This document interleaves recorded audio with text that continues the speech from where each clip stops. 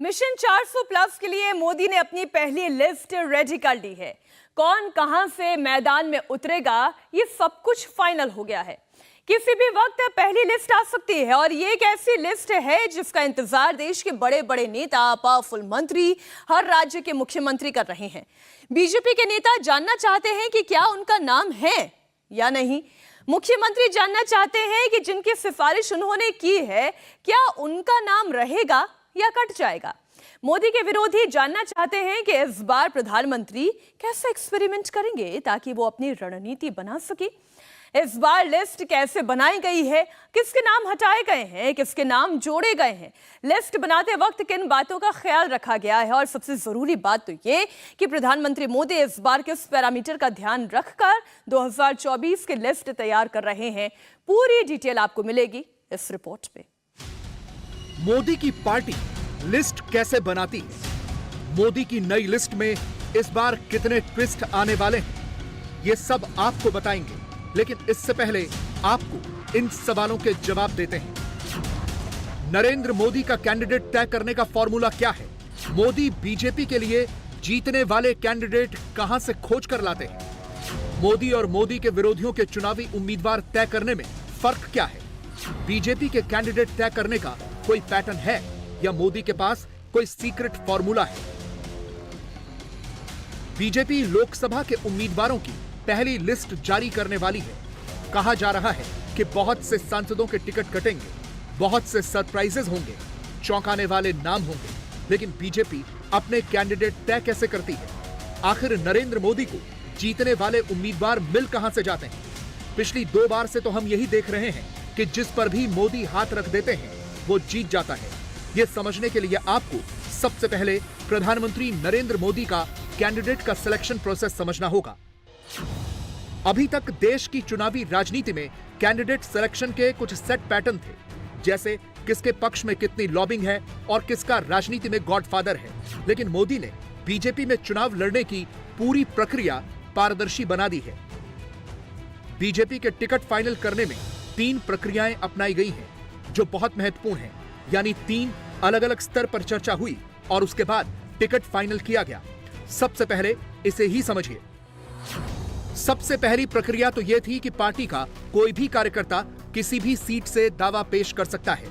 दूसरी प्रक्रिया थी प्रोफेशनल सर्वे की, जिसे पूरी तरह से थर्ड पार्टी से करवाकर उसे गोपनीय रखा गया।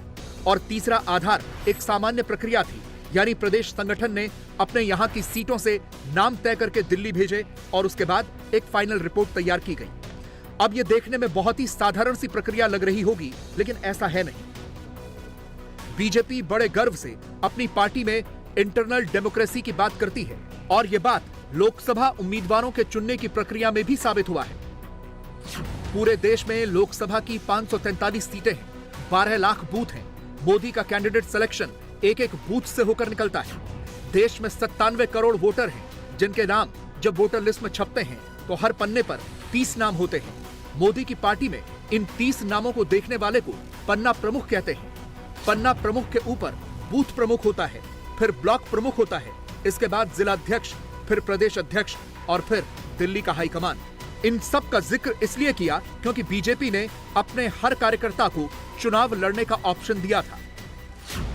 सबसे पहले तो पार्टी में सभी विभागों के हेड को कहा गया कि जो लोग चुनाव लड़ने की इच्छा रखते हैं उनकी डिटेल्स तैयार की जाएं और साथ ही उनके पक्ष विपक्ष की बातों को भी देखा जाए। यह भी भरोसा दिया गया कि किसी भी सीट से चुनाव लड़ना चाहते हो तो बेहिचक अपना दावा पेश करें। मोदी ने हर एक सीट पर संगठन से जुड़े सभी व्यक्तियों के अलग अलग विकल्प पर विस्तार से बात की। अगर उस सीट पर पार्टी का मौजूदा सांसद है तो उनके बारे में भी राय मांगी गई। सिटिंग एमपी के अलावा दूसरा ऑप्शन भी पूछा गया और उसके पीछे का तर्क और तथ्य भी। बीजेपी ने हर सीट पर अलग अलग प्रभारी नियुक्त किए। इन प्रभारियों ने अपने कार्यकर्ताओं से पूछताछ के आधार पर रिपोर्ट तैयार की। जो भी मौजूदा सांसद हो उसके बारे में अगर किसी ने कुछ कहा है तो उसका नाम इस फाइनल रिपोर्ट में नहीं लिखा गया। पिछले चुनाव में बीजेपी ने 133 सीटें हारी थी। बीजेपी के लिए हारी हुई सीटें बहुत महत्वपूर्ण होती हैं। बीजेपी इन हारी हुई सीटों पर ही सबसे ज्यादा जोर लगाती है। इसीलिए हारी सीटों पर एक एक ऑब्जर्वर तैनात किया गया। उनको संबंधित सीट से जुड़े संगठन के व्यक्तियों की सूची दी जाती थी। हर व्यक्ति से 1-to-1 मुलाकात करके राय ली गई और उसके बाद एक लिखित रिपोर्ट तैयार हुई, जिसके पक्ष में जितने लोगों ने कहा उस संख्या को रिपोर्ट में मेंशन किया गया। अगर किसी सीट पर 1 या 2 व्यक्तियों के नाम ही रिपोर्ट में आते थे तो फिर पड़ताल की जाती थी कि कहीं ओपिनियन मैनेज तो नहीं था। उस सीट के अलग अलग फील्ड के गैर राजनीतिक लोगों की राय भी ली गई और इसके आधार पर फाइनल रिपोर्ट तैयार की गई। इसके अलावा बीजेपी हर एक सीट पर प्रोफेशनल सर्वे भी कराती है। यह सर्वे कोई थर्ड एजेंसी करती है जिसका बीजेपी या बीजेपी के नेताओं से कोई लेना देना नहीं होता, और फिर इस सर्वे के नतीजों के आधार पर अपनी रणनीति बनाती और बदलती है। इस सर्वे को पूरी तरह से गोपनीय रखा जाता है। बीजेपी में प्रदेश संगठन भी नामों का पैनल तैयार करके दिल्ली में पार्टी हाईकमान को भेजता है। संबंधित प्रदेश के कोर ग्रुप के साथ जेपी नड्डा, अमित शाह और बीएल संतोष बैठे। इस मीटिंग में सारे समीकरण, गठबंधन, विपक्ष की रणनीति जैसे मुद्दे देखे गए और उसके बाद उम्मीदवारों की एक लिस्ट बनाई गई।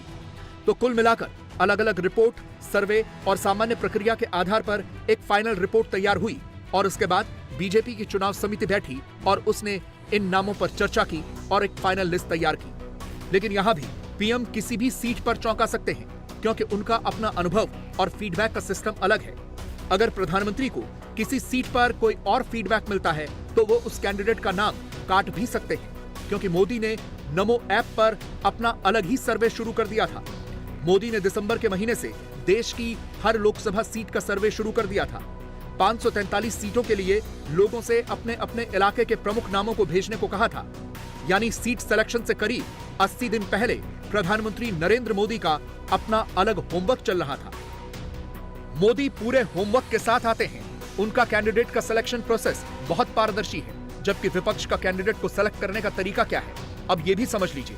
इसके बाद आपको बेहतर तरीके से समझ में आएगा कि मोदी का तरीका इतना अलग क्यों है और इससे उन्हें फायदा क्यों मिलता है। Congress, Samajwadi party, RJD, BSP, पूरा का पूरा विपक्ष एक ही फॉर्मूले से कैंडिडेट तय करता है। इन पार्टियों में सबसे ऊपर आलाकमान होता है, जैसे कांग्रेस में सोनिया राहुल, सपा में अखिलेश यादव, आरजेडी में लालू तेजस्वी, बीएसपी में मायावती। सबसे पहले तो आलाकमान देखता है कि कौन सा कैंडिडेट है जो सीधे आलाकमान का नजदीकी है, किस कैंडिडेट के पास राजनीतिक गॉडफादर है, यानी राजनीतिक आका है, जिसने उस कैंडिडेट की सिफारिशी फाइल को आगे बढ़ाया है, यानी वो किसी सांसद, मंत्री या पुराने नेता का बेटा हो सकता है। फिर देखा जाता है कि किस कैंडिडेट के पास धनबल है, क्योंकि चुनाव लड़ने में पैसे खर्च होते हैं। फिर जातीय समीकरण भी देखे जाते हैं, यानी अगर यादव बहुल सीट है तो यादव होना चाहिए, मुस्लिम वोट ज्यादा है तो मुसलमान होना पहला क्राइटेरिया है। तो मोटा मोटा यही क्राइटेरिया देखकर विपक्ष का कैंडिडेट फाइनल होता है और फिर उसका नाम अंतिम पायदान पर बैठे हुए कार्यकर्ता को फॉरवर्ड कर दिया जाता है। कई बार तो सीधे पैराशूट ड्रॉपिंग भी होती है, यानी नीचे बैठे कार्यकर्ता को तो पता ही नहीं होता कि यह कैंडिडेट है कौन, यानी कैंडिडेट ऊपर से तय होता है और फिर नीचे बताया जाता है। मोदी और मोदी के सबसे बड़े विरोधी के बीच का फर्क देखना हो तो यह तस्वीर देखिए। नरेंद्र मोदी और उनकी टीम जब दिल्ली में लोकसभा के टिकट फाइनल कर रही थी तो कांग्रेस हिमाचल प्रदेश का झगड़ा सुलझा रही थी। यही है दोनों पार्टियों के काम करने का तरीका। बीजेपी में सामान्य से सामान्य कार्यकर्ता की भी पूछ होती है और कांग्रेस में जब आलाकमान एक तरफा आदेश थोप देता है तो क्या हाल होता है, इसका हिमाचल से अच्छा दूसरा उदाहरण नहीं है। 3 दिनों तक कांग्रेस में बगावत के बाद आज दावा किया गया कि सब कुछ ठीक है। हिमाचल के मुख्यमंत्री के खिलाफ प्रतिभा सिंह खुलकर बोल रही थी। उनके बेटे ने इस्तीफा दे दिया था, लेकिन अब कहा जा रहा है कि सब ठीक है, सुक्खू मुख्यमंत्री बने रहेंगे। लेकिन ऐसा कब तक होगा ये खुद कांग्रेस को भी नहीं पता है। मैंने इनसे बात की है कि वो ये आप लोग बार बार प्रश्न पूछते हैं। हम चाहते हैं कि तालमेल बनाने की बात जो मैंने कही थी कि संगठन में और सरकार में एक तालमेल होना चाहिए, जिसके लिए अभी आपको हुड्डा जी ने बताया कि हमने एक कोऑर्डिनेशन कमेटी बनाई है, उसमें सीनियर लोग होंगे और जो भी हम आपस में तालमेल बनाने का प्रयास करेंगे ताकि हम उन इश्यूज को एड्रेस करें। मैम, इसके लिए आप सैटिस्फाई हो committee and do you think your issues would be addressed after this? अभी तो वो कमेटी इन्होंने कहा ना कि हाई कमांड उसको अनाउंस करेगी। जब वो बन जाएगी कमेटी फिर देखा जाएगा, जो हमारे इश्यूज होंगे या कोई प्रॉब्लम्स होगी वो हम उनके सामने रेज करेंगे और उसको जल्दी सरकार ने सॉर्ट आउट करनी तो सरकार सॉर्ट आउट करेगी और अगर पार्टी ने उसमें फैसला लेना है तो पार्टी उसको, पार्टी पहले भी मजबूत थी, आज भी मजबूत है, और जो कुछ छोटी मोटी बातें थी वो हमने बैठ के सॉर्ट आउट कर ली। लोकसभा के चुनाव है, उसमें हमें सब एकजुट होकर पार्टी के कार्यकर्ताओं को उनका मनोबल बढ़ाकर हमने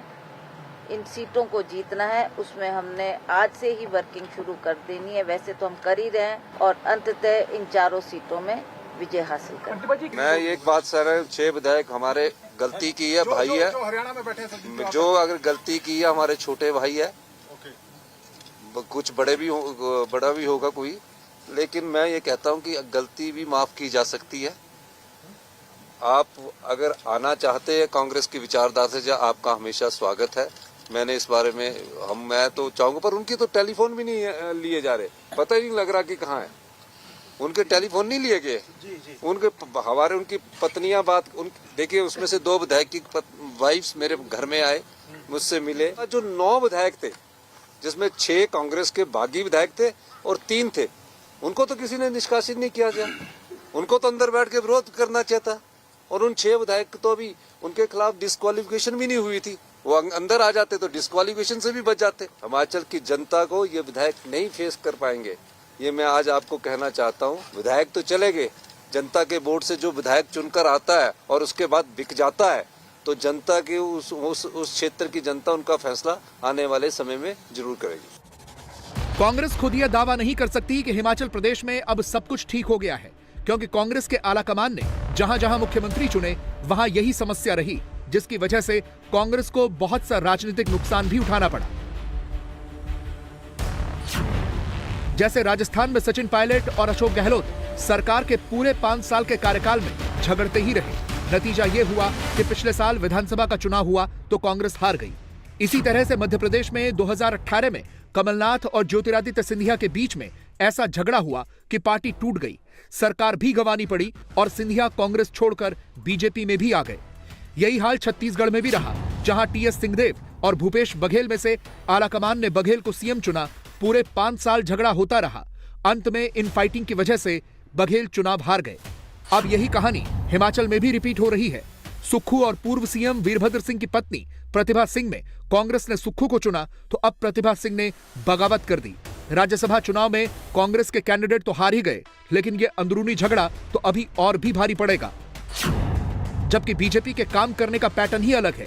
ऐसा नहीं है कि बीजेपी में आपसी मतभेद नहीं होते, लेकिन बीजेपी में जो पार्टी हाईकमान कह देता है वही पत्थर की लकीर होता है।